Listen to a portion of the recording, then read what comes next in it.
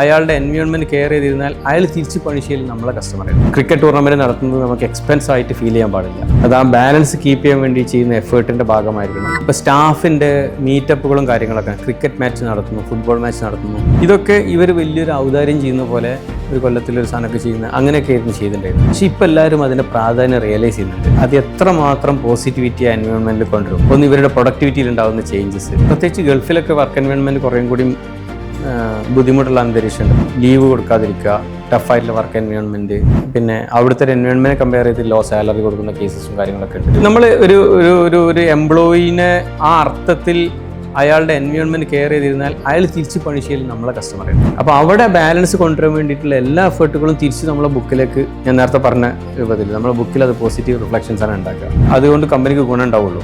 എങ്ങനെ അങ്ങനെ എടുക്കും, എങ്ങനെ കൾച്ചർ ബിൽഡ് ചെയ്യും, ആ ബിൽഡ് ചെയ്യണം എന്നുണ്ടെങ്കിൽ ഈ ബാലൻസ് കീപ്പ് ചെയ്ത സ്ട്രാറ്റജി നമ്മളെ കയ്യിൽ ഉണ്ടാവണം. സ്റ്റാഫിന്റെ ക്രിക്കറ്റ് ടൂർണമെന്റ് നടത്തുന്നത് നമുക്ക് എക്സ്പെൻസ് ആയിട്ട് ഫീൽ ചെയ്യാൻ പാടില്ല. അത് ആ ബാലൻസ് കീപ്പ് ചെയ്യാൻ വേണ്ടി ചെയ്യുന്ന എഫേർട്ടിന്റെ ഭാഗമായിരിക്കണം. അത് ബുക്കിന്റെ ഉള്ളിൽ തന്നെ നിൽക്കണം.